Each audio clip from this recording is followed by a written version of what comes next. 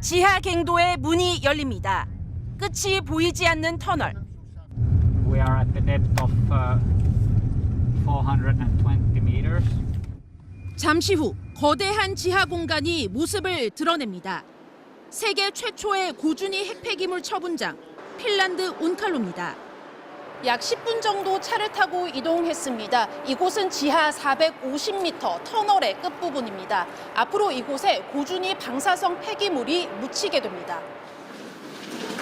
온칼로 터널의 벽면은 단단하고 건조합니다. 지하수가 거의 없는 화강암 안반은 20억 년 동안 흔들림이 없었습니다. 안반 조사를 위한 구멍이 곳곳에 뚫려 있고 폐연료봉이 들어갈 자리가 표시돼 있습니다. Long-term safety has been the main analysis for all this final disposal project. So we have studied the rock movements, we have studied the land raising, we've been studying in Greenland. 사용 후 핵연료의 방사선 양은 7,000mSv. 직접 노출되면 대부분 하루 만에 사망합니다. 방사선 수치가 자연 상태로 떨어질 때까지 무려 10만 년이 걸립니다. 지금까지 찾아낸 유일한 해법은 심층 처분. 폐연료봉을 5cm 두께의 구리 캡슐, 즉 캐니스터 안에 밀봉해 땅속 깊이 묻어버리는 겁니다. 캐니스터가 묻힌 구덩이는 지하수가 스며들거나 새어나오는 걸 막기 위해 벤토나이트라는 물질로 완전히 막습니다. The capsule goes there, then we're installing the bentonite. 9,000톤 분량의 핵 폐기물이 묻히면 이후 터널 전체가 콘크리트로 메워져 방패장은 완벽히 지상과 분리됩니다. 수만 년 이후 닥칠 수 있는 빙하기나 미래 인류의 침입까지 온칼로는 앞으로 10만 년 동안 일어날 수 있는 모든 가능성에 대비했습니다.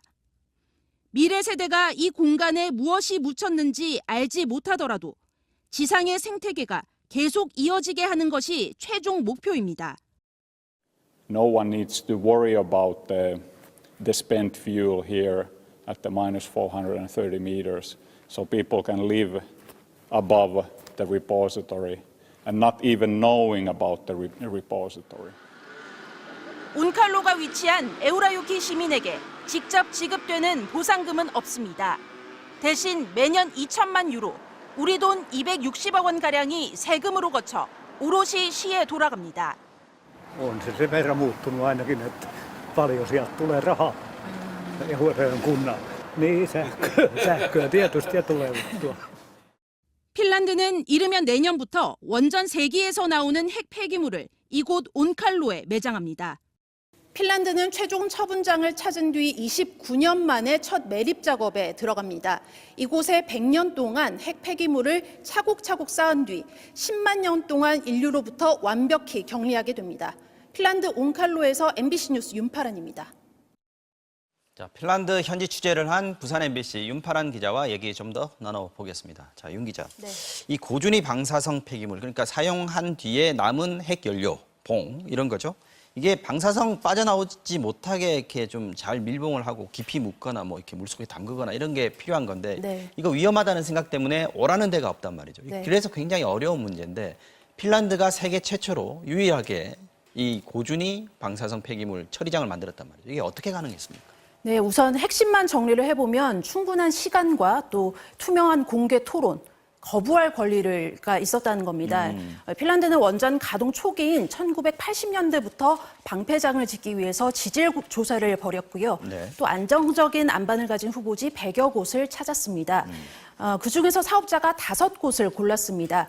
여기서부터는 주민들의 결정이 시작됐습니다. 인상적인 것은 정부가 지방의회에 거부할 권리를 전적으로 줬다는 겁니다. 거부할 권리. 네, 또 투명한 정보도 제공했습니다. 의회는 안전성과 주민 수용 여부를 가장 핵심적인 기준으로 두고 그 공개 토론과 투표를 거쳤고 네. 후보지 5곳 중에 에우라요키 시의회에서 방패장 건립안이 최종적으로 통과가 됐습니다. 네, 그러니까 막 밀어붙인 게 아니고 네. 주민들의 동의를 충분히 받아들였다 이런 얘기가 될 것 같습니다. 우리나라도 지금 고준위 방패장 만들어야 되지 않습니까?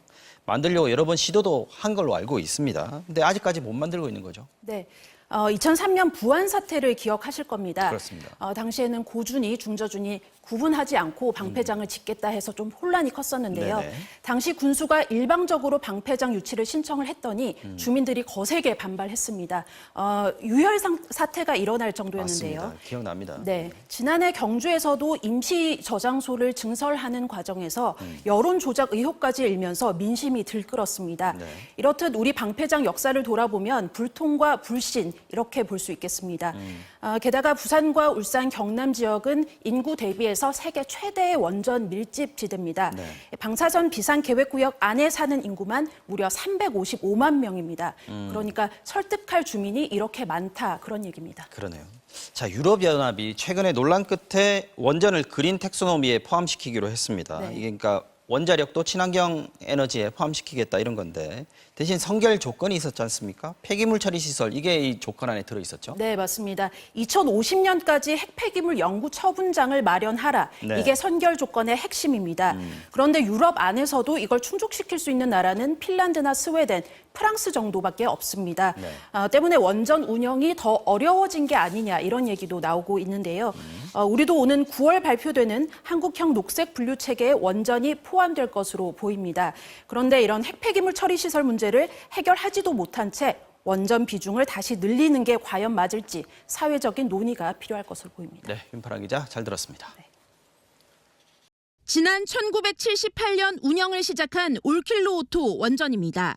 맨 끝에 있는 이 건물이 습식 저장소로 사용 후 해결료는 이곳에서 냉각 과정을 거칩니다.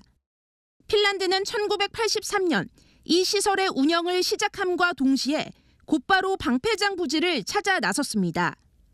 말 그대로 임시 시설일 뿐 최종 처분을 위해선 영구 방패장을 반드시 만들어야 했기 때문입니다. 39년 전에 내린 미래 세대를 위한 결정이었습니다. I can say that I'm proud that it's not in interim storage waiting some decision. We made the decisions so our children don't have to make that decisions. 원전 확대 정책을 내건 우리 정부는 핵 폐기물 처리가 발등에 불이 되자 전국의 원전마다 임시 저장 시설부터 짓겠다는 계획을 추진하고 있습니다. 맥스터라는 건식 저장소로 경주 월성에 유일하게 운영 중입니다. 하지만 기장과 울진, 영광, 울주 등 원전 지역 4곳에 대한 주민 의견은 묻지조차 않았고 많은 논쟁을 한 끝에 앞으로의 지역 의견 수렴, 지역의 임시 저장 시설 관련된 그런 문제는 이 위원회를 떠나서 그리고 향후에 마련되는 그런 과정을 통해서 이후 산업부는 온라인 토론회와 서면 의견서 제출로 지역 여론 수렴을 끝냈다며 원전 부진의 저장소 건립 계획을 못 박았습니다. 아는 사람도 알고 모르는 사람은 모르겠지만 그 공사가 들어가게 되면 좀 시끄럽겠죠. 앞으로 발생할 핵 폐기물 양이 얼마나 될지, 영구 방패장은 어떤 식으로 선정할지, 백지 상태에서 추진되는 임시 저장소는 원전 지역 주민들에게 불안감을 안겨주고 있습니다. 사용 해결료를 다른 쪽에 반출시킬 수 있는 게 아니기 때문에 어떻게든지 우리나라 땅 내에서 처분할 수 있는 공간을 찾아야 된다는 게 지금 당면한 목표라고 생각됩니다. 국회는 고준위 방사성 폐기물 처리를 위한 특별법 제정을 추진하고 있습니다. 늦은 출발이지만 그 중심에는 무엇보다 국민의 안전과 민주적인 절차가 있어야 할 겁니다. MBC 뉴스 윤파란입니다. 고준위 방사성 폐기물 특별법안이 오늘 21대 국회에서 자동 폐기됐습니다. 지역 시민사회는 환영의 뜻을 나타냈습니다. 원전 지역에 임시 저장하게 될 핵 폐기물을 어느 시점에 반출할지 특정하지 않았다는 게 법안의 독소 조항으로 꼽혀왔기 때문입니다. 공은 22대 국회로 넘어가게 됐습니다. 핵심은 고준위 핵폐기장 부지를 선정하는 과정에서 어떻게 주민 수용성을 확보하냐는 것입니다. 우리는 이미 지난 40여 년간 최종 방패장 부지 선정에 실패했습니다. 후보지로 언급되는 지역마다 주민들의 거센 반발이 일었습니다. 임시 저장 시설이 결국 방패장으로 전락하는 게 아니냐는 우려가 높은 이유입니다. 세계 최초로 방패장을 지은 핀란드 역시 부지 선정에만 20년 가까이 걸렸습니다. 특별법으로 광범위한 주민 참여를 보장하고 주민 투표 같은 의견 수렴 절차를 명시해야 한다는 게 지역사회의 요구입니다. 방사성 비상계획구역 30km 이내의 모든 시민들이 의사 수렴을 하는 것이 반드시 전제되어야 하겠습니다. 공교롭게도 오늘 부산에서는 영구 방패장 건립 기술과 선례를 꼽는 공개 논의가 이어졌지만 정작 우리나라 고준위 방사성 폐기물 처분을 위한 논의는 출발선에서